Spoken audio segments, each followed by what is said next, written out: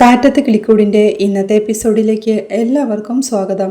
Video ആദ്യമായി കാണുകയാണെങ്കിൽ support ചെയ്ത് സബ്സ്ക്രൈബ് ചെയ്ത് ലൈക്ക് ചെയ്യാൻ മറക്കല്ലേ. നിധിയെ കാണാനായി ഭാസ്കരൻ ഹോസ്റ്റലിലേക്ക് എത്തുകയാണ്. ജനലിലൂടെ ഭാസ്കരനെ കാണുന്ന നിധി താഴോട്ടിറങ്ങി ഗേറ്റ് കടന്ന് ഭാസ്കരന്റെ അടുത്തേക്ക് പോവുകയാ.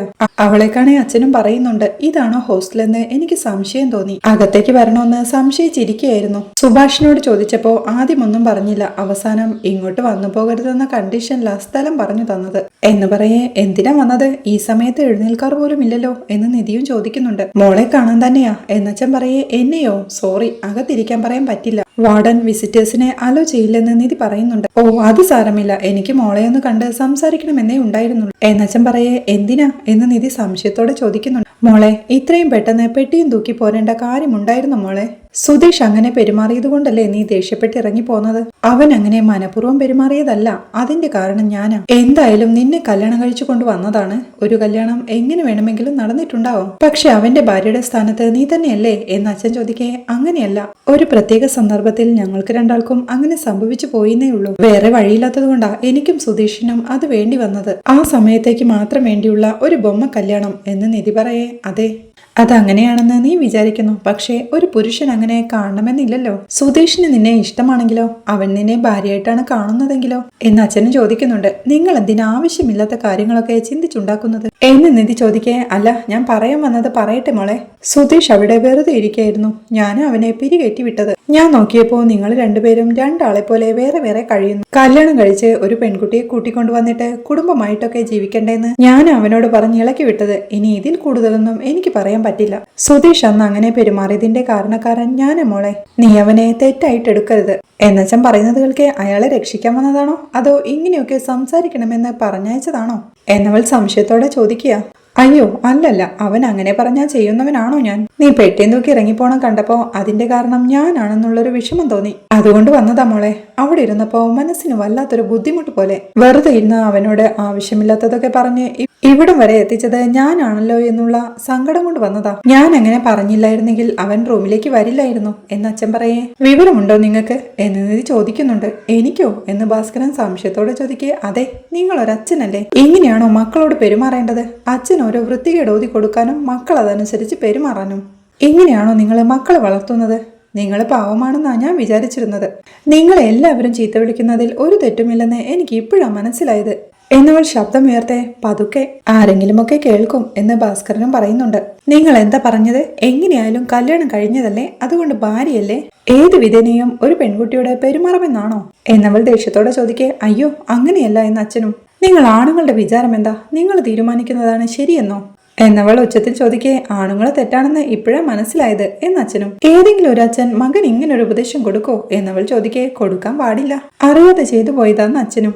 ഞാൻ അന്നേ പറഞ്ഞതല്ലേ, ഇതൊരു കല്യാണമല്ല, നിവൃത്തിയില്ലാത്ത അവസ്ഥയിൽ സംഭവിച്ചു പോയതാണെന്ന്.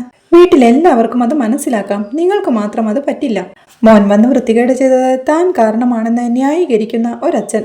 നാണമാവുന്നില്ലേ നിങ്ങൾക്ക്?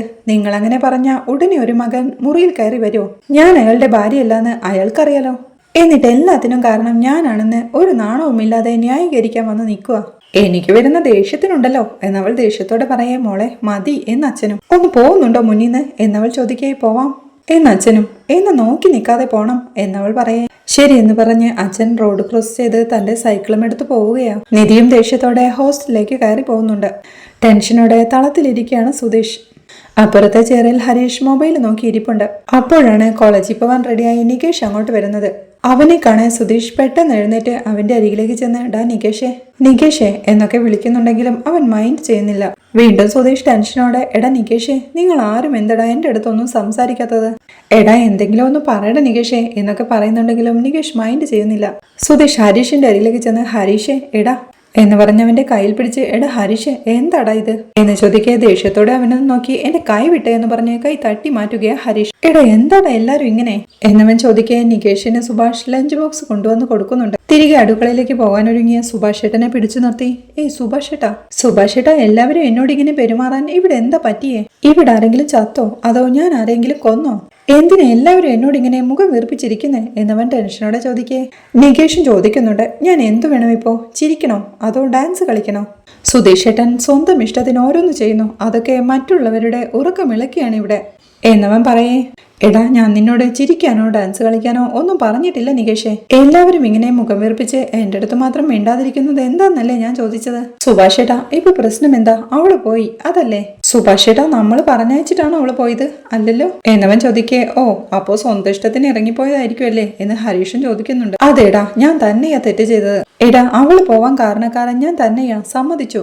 എനിക്ക് മനസ്സിലാവാഞ്ഞിട്ട് ചോദിക്കുക, ഞാനെന്താ എല്ലാ ദിവസവും കള്ളം കുടിച്ച് നടക്കുന്ന ഒരാളാണോ? പോട്ടെ, ഞാൻ കയറി ചെന്നത് അന്യന്റെ വീട്ടിലെ കിടപ്പുമുറിയിലേക്കാണോ? അല്ലല്ലോ.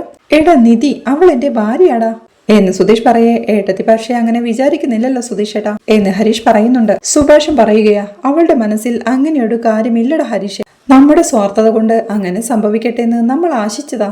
കല്യാണം നടന്ന അന്ന് ആ രാത്രി എല്ലാ കാര്യങ്ങളും ആ കുട്ടി എന്നോട് വ്യക്തമായിട്ട് പറഞ്ഞതാ. റിസപ്ഷന് വേണ്ടി വന്നു നിന്നത് തന്നെ നമുക്ക് വേണ്ടി മാത്രമാണെന്ന് നിനക്കറിയാലോ എന്നൊക്കെ സുഭാഷേട്ടൻ ചോദിക്കേ, സുഭാഷേട്ടാ, അവൾക്ക് അങ്ങനെ ആയിരിക്കും. പക്ഷേ എനിക്ക് അങ്ങനെ അല്ലല്ലോ സുഭാഷേട്ടാ.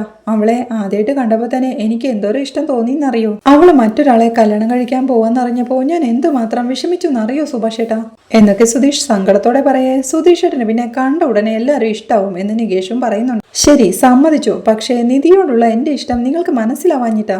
എന്റെ മനസ്സിൽ അവളെ ഞാൻ ഒരു മാലാഖയെ പോലെയാ സുഭാഷേട്ടാ കണ്ടിരുന്നത്. അത് അവൾക്കും അറിഞ്ഞൂടാ, നിങ്ങൾക്കും മനസ്സിലാവുന്നില്ല. അതെ, ഞാൻ ചെയ്തത് തെറ്റു തന്നെയാ, അല്ലെന്ന് ഞാൻ പറയുന്നില്ല. പക്ഷേ ആ കാരണം കൊണ്ട് നിങ്ങൾ എന്നെ അത്രയ്ക്ക് വൃത്തികെട്ടനായി കാണല്ലേ സുഭാഷേട്ടാ. പ്ലീസ്, പറ്റിപ്പോയി. അതിൽ ഞാൻ എത്രമാത്രം സങ്കടപ്പെടുന്നുണ്ടോന്നറിയോ? നിങ്ങൾക്ക് മനസ്സിലാവുന്നില്ല. നിങ്ങളുടെ കണ്ണിലൊക്കെ ഞാൻ ഒരു വൃത്തികെട്ടവൻ, തെമ്മാടി. ആയിക്കോട്ടെ, അങ്ങനെ തന്നെ ആയിക്കോട്ടെ. എവിടെയെങ്കിലും പോയി ഒന്ന് നശിച്ചൊടുങ്ങിയാൽ മതിയായിരുന്നു. ഇങ്ങനെ ജീവിക്കുന്നതിലും ഭേദം അതാ എന്ന് പറഞ്ഞ് സുധീഷ് അവിടുന്ന് പോവുകയാണ്. അത് കേൾക്കെ ഹരീഷിനും ആകെ ടെൻഷൻ ആവുന്നുണ്ട്.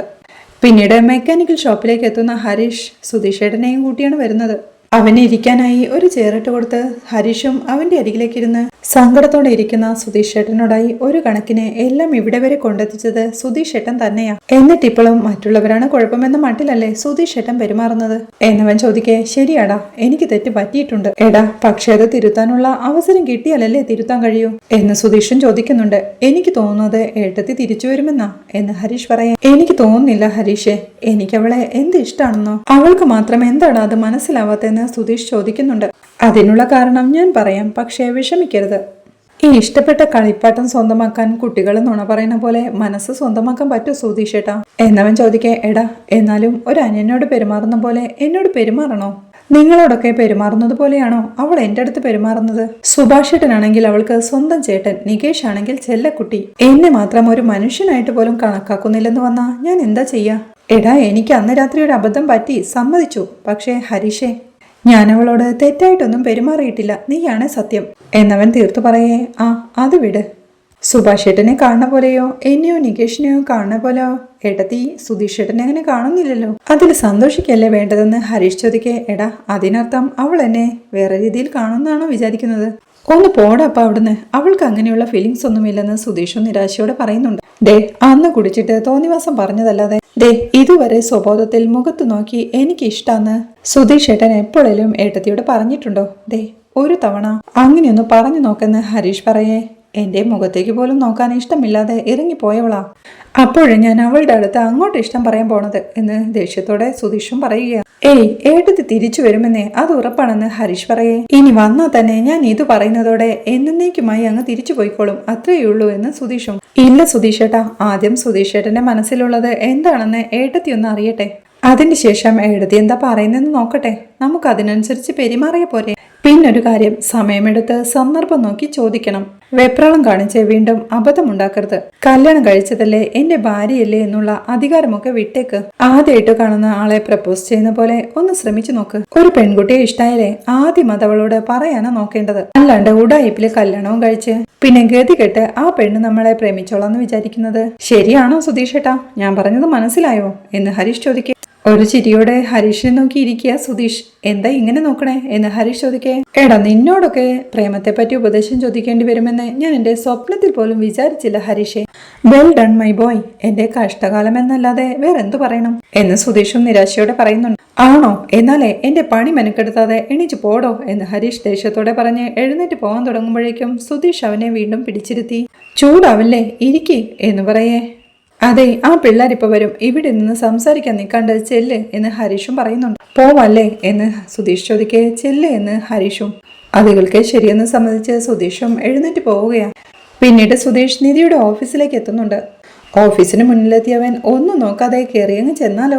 ഏയ് വേണ്ട, അന്നത്തെ പോലെ എന്തെങ്കിലും പ്രശ്നമുണ്ടാക്കാൻ വന്നതാണെന്ന് വിചാരിക്കും. വരട്ടെ, പുറത്തു വരുമ്പോ കാണാമെന്ന് പറഞ്ഞ് സുധീഷ് അവിടെ വെയിറ്റ് ചെയ്യുമ്പോഴാണ് തനിക്ക് വന്ന ഒരു പാർസൽ വാങ്ങിക്കാനായി ദിവ്യ അങ്ങോട്ട് ഇറങ്ങി വരുന്നത്.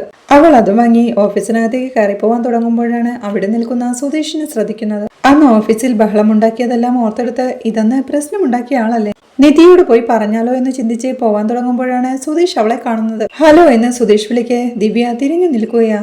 നിധി ഉണ്ടോ ഉള്ളില് എന്നവൻ ചോദിക്കേ. ഉണ്ടെന്ന് ദിവ്യയും. ഒന്ന് വരാൻ പറയോ എന്നവൻ ചോദിക്കേ. വേണമെങ്കിൽ അകത്തേക്ക് വന്നോളൂ, അവിടെ വെയിറ്റിംഗ് ഏരിയ ഉണ്ടെന്ന് ദിവ്യയും. ഏയ് വേണ്ട, ഞാൻ ഇവിടെ തന്നെ നിന്നോളാം, ഒന്ന് വരാൻ പറഞ്ഞാൽ മതി. അല്ല, ഉടനെ വേണമെന്നില്ല കേട്ടോ, ഫ്രീ ആവുമ്പോ മതി, ഞാനിവിടെ ഉണ്ടെന്ന് അറിയിച്ചാൽ മതി എന്നവൻ പറയേ. ശരി എന്ന് പറഞ്ഞ് ദിവ്യ ഓഫീസിനകത്തേക്ക് കയറി പോവുകയാണ്. ദിവ്യ നിധിയുടെ അരികിലേക്ക് ചെന്ന നിധി, അന്ന് ഓഫീസിൽ വന്ന് ബഹളം വെച്ച ആ കസിനില്ലേ, ആള് വന്നിട്ടുണ്ട് എന്ന് പറയേ ഒരു ഞെട്ടലോടെ വെയിറ്റിംഗ് ഏരിയയിലേക്ക് നോക്കുകയാ നിധി. ഇവിടെയല്ല, പുറത്താ. നിധിയെ കാണണമെന്ന് പറഞ്ഞു, ഞാൻ അകത്തേക്ക് വിളിച്ചിട്ട് വന്നില്ല എന്നവൾ പറയേ. ശരി എന്ന് പറഞ്ഞ് നിധി ടെൻഷനോടെ അന്നത്തെ ആ രാത്രി ഓർത്തെടുക്കുകയാ. മദ്യപിച്ചവൻ നിധിയോടായി, നിധി, നീ എന്റെ ഭാര്യയാണ്, നിന്റെ കഴുത്തിൽ ഞാൻ കെട്ടിയ താലിയും കിടപ്പുണ്ട്. നിയമപ്രകാരം നമ്മൾ രണ്ടുപേരും ഇപ്പോ ഭാര്യയും ഭർത്താവുമാ. അപ്പോ ഞാൻ അടുത്തേക്ക് വന്ന നിനക്കത്രയും പേടി എന്തിനാ മോളെ എന്നൊക്കെ അവൻ ചോദിച്ചു തീർക്കെ നിധി ദേഷ്യത്തോടെ പുറത്തേക്ക് എഴുന്നേറ്റ് പോവുകയാ. നിധി സുധീഷിന്റെ അരികിലേക്ക് ചെന്ന് ദേഷ്യത്തോടെ കൈ പിണച്ചു കെട്ടി അവനെ തന്നെ നോക്കി നിൽക്കെ. സോറി നിധി, ഇങ്ങോട്ട് ഞാൻ വരരുതെന്ന് വിചാരിച്ചതാ, പക്ഷേ വേറെ ഇവിടെ വന്നാലാ നിധിയെ കാണാൻ പറ്റാന്ന് എനിക്കറിയില്ലായിരുന്നു. ഫോൺ ചെയ്താലും എടുക്കില്ല, മെസ്സേജിനാണെങ്കിൽ മറുപടിയുമില്ല. അതാ പിന്നെ ഞാൻ നേരിട്ട് വരാന്ന് വിചാരിച്ചത്. ഇയാള് ഹോസ്റ്റലിലേക്ക് പോകുമെന്ന് ഞാൻ ഒരിക്കലും വിചാരിച്ചില്ല. വീട് വിട്ടു പോയതിൽ ശരിക്കും വിഷമമായി. എടോ, ഇങ്ങനെയൊരു തീരുമാനമെടുക്കുന്ന അവസ്ഥയിലേക്ക് ഇയാളെ തള്ളിവിട്ടത് ഞാൻ തന്നെയാ. അതോർക്കുമ്പോ എനിക്കും വല്ലാത്ത വിഷമവും നാണക്കേടുമൊക്കെയുണ്ട് എന്ന് സുധീഷ് പറയേ. നിങ്ങൾക്കിപ്പോ എന്താ വേണ്ടത്?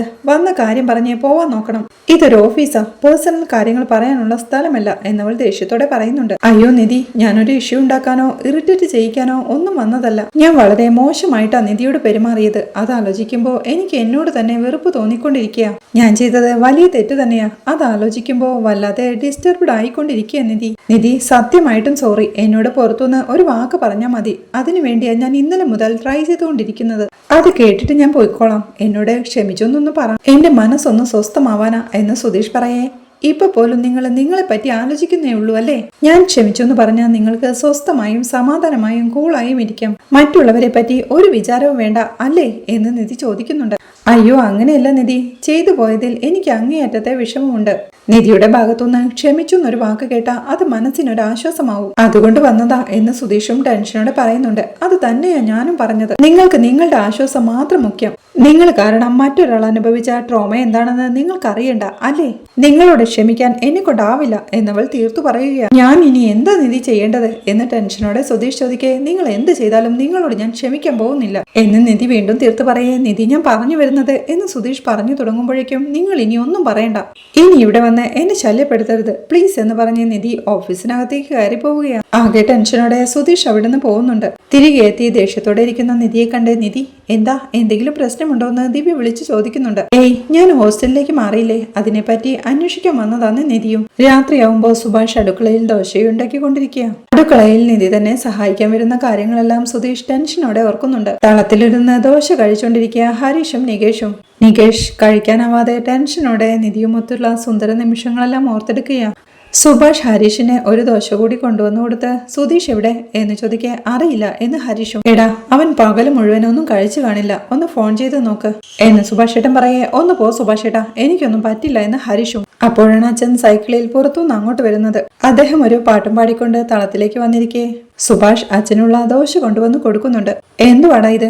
ഇതിപ്പോ എന്നും ദോശയാണല്ലോ, കൂലിക്ക് പകരം നിനക്ക് മാവാണോ കിട്ടുന്നേ എന്നച്ഛൻ ചോദിക്കേ. ഇരുത്തിയൂട്ട് സുഭാഷ് ഏട്ടാ, ഇങ്ങനെ ഒറ്റ ഒരാളുടെ വാക്ക് കേട്ടിട്ടാ സുധീഷ് ഏട്ടൻ ഈ പണിയൊക്കെ ഒപ്പിച്ചത്. ഇനിയും ഇരുത്തി ഊട്ടെന്ന് ദേഷ്യത്തോടെ ഹരീഷ് പറയുന്നുണ്ട്. എടാ, പറയുന്നവന് മാത്രമല്ല കേൾക്കുന്നവനും വേണം ബുദ്ധി. എന്റെ അഡ്വൈസ് കറക്റ്റ് ആയിരുന്നു, അവൻ കൊണ്ടുപോയി കലം മുടച്ചു, അതിന് ഞാനെന്ത് ചെയ്യാനാ എന്നച്ഛൻ ചോദിക്കേ. നിങ്ങളൊരു മനുഷ്യനാണോ? സ്വന്തം മകനോട് എന്താ സംസാരിക്കേണ്ടതെന്ന് നിങ്ങൾക്ക് ഇതുവരെ ആയിട്ട് അറിയില്ലല്ലേ? ഇങ്ങനെയുള്ള വൃത്തികെട്ട ഉപദേശമാണോ ഒരച്ഛൻ കൊടുക്കേണ്ടത് എന്ന് ഹരീഷ് ദേഷ്യത്തോടെ പറയേ. എടാ ഹരീഷെ, ഒന്നും മിണ്ടാതിരുന്നേ, കഴിക്കാനിരിക്കുമ്പോ വഴക്കുണ്ടാക്കരുത് കേട്ടല്ലോ എന്ന് സുഭാഷ് ഏട്ടൻ ഓർമ്മിപ്പിക്കുന്നുണ്ട്. സുഭാഷ് ഏട്ടൻ ഇങ്ങനെ കണ്ണടക്കണോണ്ടാ ഇങ്ങനെ ഓവറായിട്ട് കളിക്കണേ. ഒരു 4 ദിവസം പട്ടിണി കിട്ടാ ഇവിടുന്ന് എങ്ങോട്ടേലും പോവും, എന്നാലേ ഈ വീട് ഗുണം പിടിക്കത്തുള്ളൂ എന്ന് ഹരീഷ് വീണ്ടും ദേഷ്യത്തോടെ പറയേ. എടാ ഹരീഷെ, നീ എന്തൊക്കെയാ പറയുന്നത് എന്ന് സുഭാഷേട്ടൻ വീണ്ടും ചോദിക്കുന്നുണ്ട്. അല്ലാതെ പിന്നെ ഇയാളെ കൊണ്ട് എന്തെങ്കിലും ഉപകാരം നമുക്ക് ഉണ്ടായിട്ടുണ്ടോ എന്ന് ഹരീഷ് ചോദിക്കുന്നത് കേൾക്കെ എടാ നിർത്ത്. ഇത്രയും കാലം നിങ്ങൾ നടന്നത് ഞാൻ പറഞ്ഞത് കേട്ടാ? അല്ലല്ലോ, ഞാൻ എന്ത് പറഞ്ഞാലും നിങ്ങൾ എല്ലാവരും നിങ്ങൾക്ക് ഇഷ്ടമുള്ളതേ ചെയ്തിട്ടുള്ളൂ. അപ്പൊ ഈ കാര്യവും അങ്ങനെ തന്നെയാ. ഈ വീട്ടിൽ എന്തു കുഴപ്പം വന്നാലും അതെല്ലാം ഞാൻ എന്റെ തലയിൽ ചുമക്കണം എന്നച്ചൻ പറയേ വേണം. ഈ വീട്ടിൽ എന്ത് തെറ്റ് നടന്നാലും അതിന് കാരണം നിങ്ങൾ തന്നെയാ എന്ന് ഹരീഷും. നിർത്തടാ എന്ന് ദേഷ്യത്തോടെ അച്ഛൻ പറയുന്നിടത്താണ് ഈ എപ്പിസോഡ് അവസാനിക്കുന്നത്. ചായക്കടയിൽ നിധി വീട് വിട്ടു പോയി എന്ന് പറഞ്ഞ് ഗംഗാധരൻ ഭാസ്കരനെ അപമാനിക്കാൻ ശ്രമിക്കുമ്പോഴേക്കും ഭാസ്കരൻ ഗംഗാധരനെ നിലയ്ക്ക് നിർത്തുന്നതും നിധിയുടെ സുഖവിവരങ്ങൾ അന്വേഷിക്കാനായി സുഭാഷേട്ടൻ അവളെ വിളിക്കുന്നതുമെല്ലാമാണ് നാളത്തെ എപ്പിസോഡിലെ വിശേഷങ്ങൾ. വീഡിയോ ഇഷ്ടമായാൽ സപ്പോർട്ട് ചെയ്ത് സബ്സ്ക്രൈബ് ചെയ്ത് ലൈക്ക് ചെയ്യാൻ മറക്കല്ലേ.